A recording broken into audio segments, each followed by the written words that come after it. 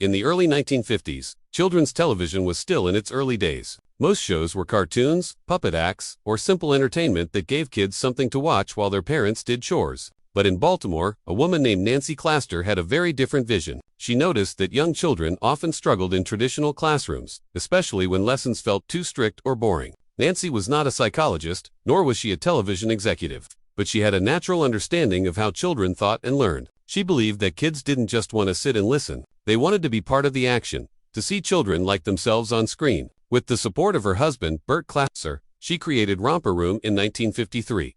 It was the first preschool program to put real 4- and 5-year-old children on live television. This was not only risky but also revolutionary, because children are unpredictable, emotional, and sometimes uncontrollable. Yet, Nancy was convinced that this realness would make the show stand out. She was right. Children across America instantly connected with the program because it didn't feel fake. They weren't watching actors, but kids just like them, making mistakes, laughing, and learning. The success of Romper Room quickly spread far beyond Baltimore. Soon, it was being shown in over 25 countries, from the United Kingdom to Japan, Brazil, and Australia. But behind the cheerful classroom sets, songs, and friendly teachers, there was a much more complicated and sometimes troubling story unfolding. Although Romper Room looked like an innocent classroom on TV, it was also a carefully controlled business machine. Nancy and Bert Claster understood something very few people at the time realized.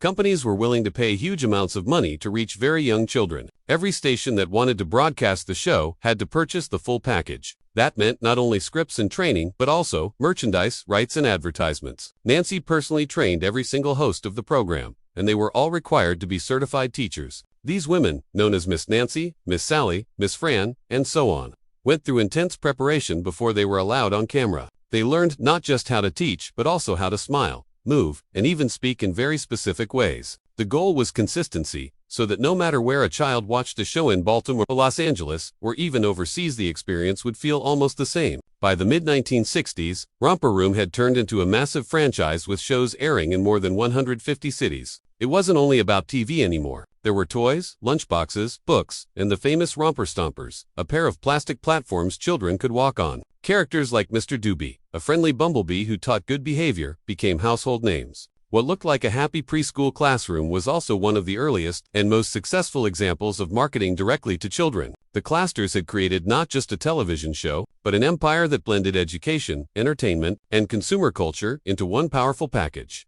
One of the reasons Romper Room felt so different was because of the children themselves. Unlike cartoons or scripted kids shows, the children on Romper Room were real preschoolers, with all the unpredictability that came with them. Each child usually appeared on the show for about 2 months before being replaced by a new group. This constant rotation kept the show fresh, but also created endless chaos. Some kids cried on set, others ran off camera, and a few simply froze under the hot studio lights. Yet, this chaos was part of the charm, because it felt authentic. Parents loved seeing children who were shy, silly, or even misbehaving a little, because it looked real compared to polished Hollywood productions. But for producers, it was often a nightmare. By 19, the waiting list for children to appear on the show had become so long that TV critics joked some kids wouldn't get on until they were 40 years old. In some cities, parents signed their children up for the show before they were even born, hoping to secure a spot. Not every child was accepted. However, there was a strict casting process that included psychological evaluations to determine whether a child could handle the pressure of live television.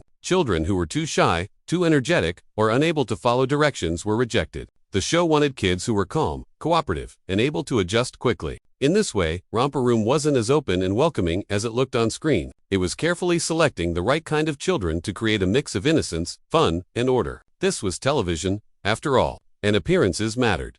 One of the most memorable parts of Romper Room was the famous magic mirror segment. At the end of the show, the host would hold up a mirror frame and recite a short rhyme before naming real children who were watching at home. For kids, it felt like magic. Suddenly, the television teacher was saying their name, almost like she could really see them through the screen. But behind this charming illusion was a lot of work and pressure. Before each broadcast, hosts would go through hundreds of letters from children and parents begging for their names to be read on air. They had to memorize dozens of names, often using memory tricks to make sure they didn't forget. For many children, being mentioned in the magic mirror was a deeply personal and emotional moment. Parents described their kids bursting into tears of joy or excitement when they heard their name. On the other hand, children who never got mentioned sometimes felt left out or disappointed. This placed a surprising amount of pressure on the hosts, who had to balance fairness with the realities of live TV. Missing a name could break a child's heart, and repeating too many names could eat up valuable airtime. While the magic mirror became a beloved tradition, it was also an example of how carefully the show managed children's emotions, both those in the studio and those at home.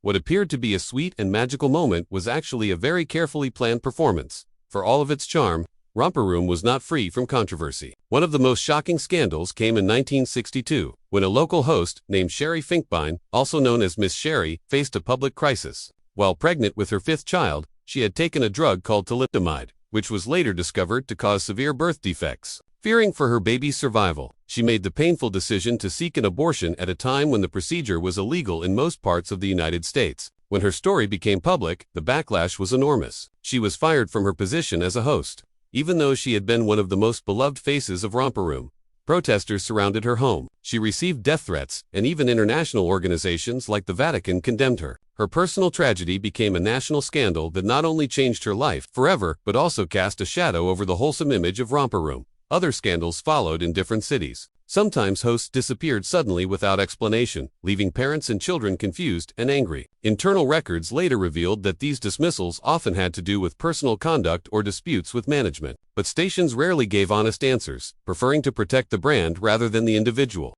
These scandals showed the darker side of the franchise model, where consistency and image mattered more than the people who brought the show to life.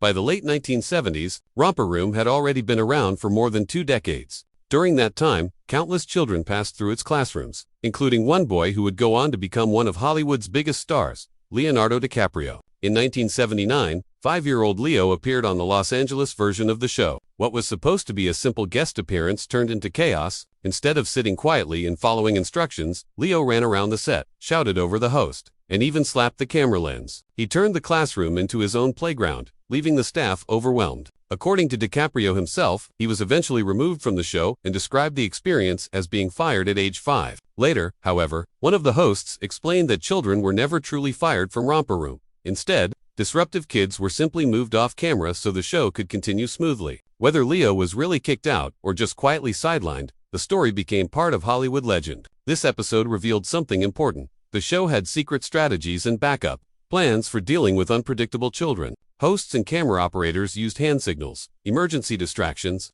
and even child psychologists to handle breakdowns on live television. What looked like a cheerful classroom to viewers was actually a tightly managed stage production where even chaos had rules. By the 1980s, children's television had changed dramatically. New shows like Sesame Street and Mr. Rogers' Neighborhood were gaining praise for their educational value and creativity. Meanwhile, Romper Room was losing its charm. In 1981, the show introduced puppets and rebranded as Romper Room and Friends, replacing much of the live, spontaneous interaction with scripted skits. While this was meant to modernize the program, it actually removed the very thing that had made it special to real children.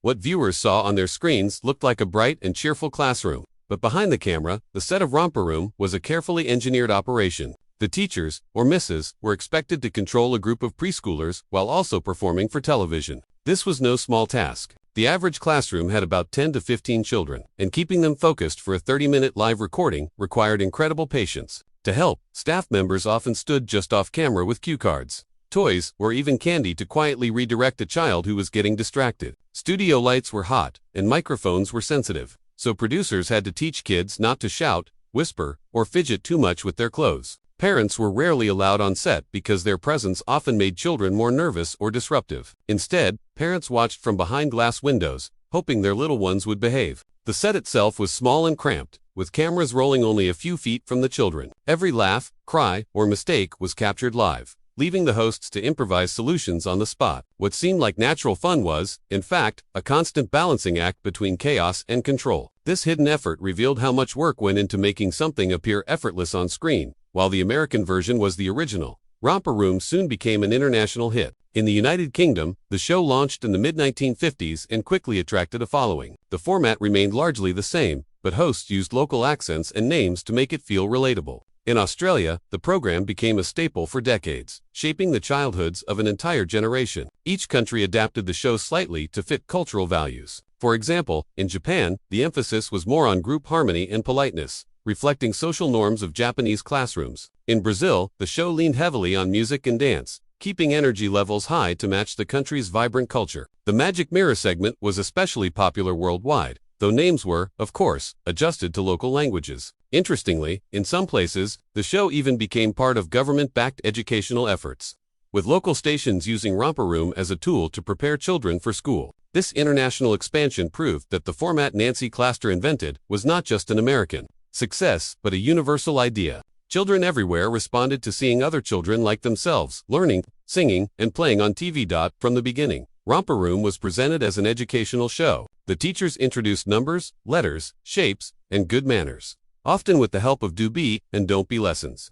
But not everyone agreed that the show was truly about learning. Some child development experts argued that the program was more about keeping children entertained than teaching real skills. Critics pointed out that unlike Sesame Street, which was created with the help of psychologists and researchers, Romper Room did not rely on scientific studies to design its lessons. Instead, it followed Nancy Klaster's instincts and the traditional preschool format. At the same time, the show was also a major platform for marketing to children. The toys, lunchboxes, and branded products connected to Romper Room often appeared on screen or were promoted through commercials. This blurred the line between education and advertising. Some parents worried their kids were being turned into consumers at an early age. Still, defenders of the show argued that it provided a valuable service by giving children a taste of classroom life before they entered real school. For many kids, Romper Room was their first experience with structure, rules, and social learning, even if it came with a dose of product placement. Even though Romper Room eventually faded, its influence can still be seen in modern children's programming. The idea of children participating directly on screen inspired later shows like Barney and Friends, where kids danced and sang alongside the purple dinosaur. The concept of directly addressing the audience through the camera was later used in Blue's Clues and Dora the Explorer, both of which asked kids questions and paused for their answers. The magic mirror, in particular, set the stage for interactive elements in television. When Steve from Blue's Clues looked into the camera and asked kids to find paw prints, he was using a technique pioneered by Nancy Klaster decades earlier. Romper Room also showed that children's shows could become huge business ventures.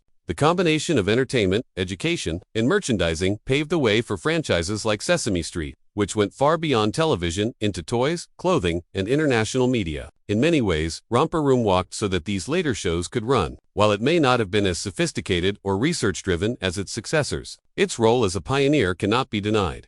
For the millions of children who grew up watching Romper Room, the show holds a special place in their hearts. Decades later, many adults still recall sitting in front of the TV, waiting to hear their name during the Magic Mirror segment. Some even describe it as one of the most emotional moments of their childhood. Nostalgia for the program has remained strong, with fan groups online sharing old clips, photographs, and stories. For many, the show represents a simpler time, before technology and streaming changed the way children consumed media. Parents who once watched Romper Room as kids later introduced it to their own children through reruns, creating a cycle of shared memory. Yet, nostalgia also brings a more critical perspective. Looking back, some former viewers now see the heavy use of advertising and rigid casting as problematic. Others reflect on how exclusion from the magic mirror made them feel invisible. These mixed feelings highlight the complex legacy of the show. It was both a source of joy and, at times, quiet disappointment. But regardless of its flaws, Romper Room remains one of the most unforgettable experiences of early television.